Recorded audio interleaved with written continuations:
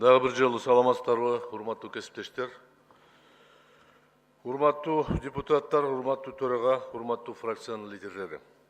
Бүгүнкү кайрылуум коомдо болгон саясий акыбалга байланыштуу. Парламенттик шайлоо жакында баратат, ага арналган ар түрдүү кыймылдар, аракеттер көрүнүп турат. Эгер кайсыл бир жараныбыз өзүнүн саясий көз карашыны, бийликке каршы күрөшүнү жарыяласа, бийлик ойлонуш керек. Мүмкүнчүлүк болсо анын көйгөйүн чечкенге иш аракеттер жасаш керек. Бирок экс-президент, долларлык миллионер болуп калган адам, Жогорку Кеңеште эң чоң фракциясы бар партиянын лидери бийликке каршы күрөштү баштаса, оппозицияны бириктирем деп жарыяласа, анда коомчулукта такыр башкача акыбал пайда болот. Ошондой эле ал кишинин айылы, тууган уруктары Борборуска жакын жайгашса, дүрбөлөң уюштурууга толук мүмкүнчүлүк бар. Бирөөнү жөндөн жөн эле сындаганы, анын аброюна ачык шек келтирген адаттарыны, экстин мүнөзүн баарыбыз билебиз. Жөнөкөй киши айтса бир жөн. Экс-президентке жарашпайт, себеби учурдагы Жогорку Кеңештин курамына өзүнүн үлүшү чоң деп эсептесек адашпайбыз. Ошондой эле мезгил келгенде, досум, мен туура эмес айттым, мен сени айткан эмесмин, кечирип кой деген адатын деле билебиз. Бийликти ээлеген саясий партиянын өмүрү түбөлүккө болбойт. Аны жакынкы тарыхыбыз далилдеп турат. Алга Кыргызстан, Ак Жол, андан мурда КПСС 70 жылдан ашык башкарган. Эми КПССтин жол жобосу башкача, тагдыры башкача. Бирок ошондой болсо да бул далил болуп турат. Партиянын ички талашы бул жеке партиянын иши, өзүнүн жол жобосу менен чечилет.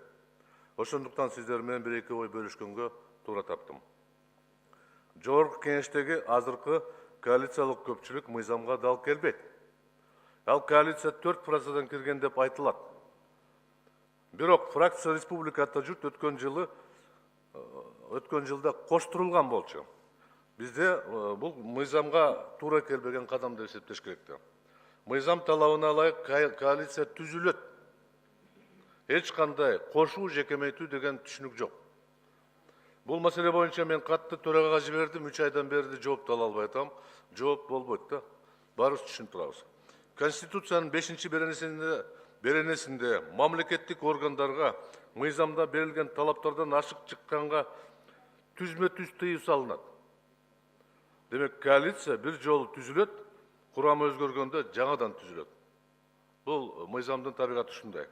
Экинчиден, коалициянын негизини түзгөн фракциясын өзүнүн партиясы менен талаш-тарткылаш болгон учур жалпы Жогорку Кеңешке чоң зыян келтирет. Коомчулукта түшүнүксүздүктү жаратат. Партия бийликке ачык оппозиция чыкса, ал эми ошол партиянын эң чоң фракция өзү бийлик болуп турса, кандай түшүнсөк болот? Мен саны эң чоң фракция жөнүндө кеп кылып атам. СДПК жөнүндө. Убакыт келди, төрдү бошотуш керек. Үчүнчү, СДПК партиясы акыркы 9 жыл Кош койгула. Акыркы 9 жылда толук жоопкерчилик мойнуна алыш керек. Азыр деле көптөгөн аткаминерлер, ушул жерде отурган аткаминерлер өткөн шайлоодо СДПК партияга аябай чоң кызмат кылган. Убакыт келип калды. Же башка партияны тандап чыгып кетиш керек, же жоопкерчиликти мойнуна алыш керек. Биз күн сайын сын пикирлерди айтып атабыз. Өкмөткө, аткаруу бийликке. Бирок баарыбыз тең, урматтуу кесиптештер, түшүнүп турабыз. Ал курамыны биз түзгөн эмеспиз, биз чечкен эмеспиз. Бүгүн деле бир министрдин, бир агенттиктин тагдырын депутаттар чече албайт. А бирок сөгүзчү укканда, сын пикир укканда, жалаң эле депутаттар күнөөлүү болуп атат. Ошондуктан мен сунуш кылат элем, убакытты созбой, жаңы коалицияны түзүшүбүз керек. Ал коалицияга СДПКдан тышкары бардык фракциялар кошулуш керек. Ошондо жок дегенде, баягында жөнөкөй сөзү айткандай, жеген тамакка акча төлөгөндөй болбой калсын. Жооп берсек, аткарган жумуш үчүн жооп берели. Сын уксак, аткарган жумуш үчүн сын угалы. Ошондуктан мен ушул сунушту сиздерге киргизем. Бул процесске албетте баары бир суроо болот.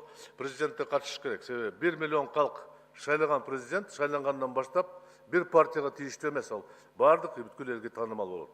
Ошол себептен негизги мыйзамдарда, баарыбыз мыйзамдарда президент шайлаган адам партиянын чыгып кетиш керек деген талап бар. Ошондуктан урматтуу кесиптештер, бүгінгі күнде біз бұл қадамға барбасақ, ертең кеш болып қалады. Уважаемые коллеги, я думаю, переводчики правильно переведут. Главный смысл – это мы должны создать новую коалицию, которая соответствует законам и работает в соответствии с законом. Сформировать настоящее коалиционное правительство и работать до выборов следующего года. Иначе нас ожидает плачевный конец. Спасибо.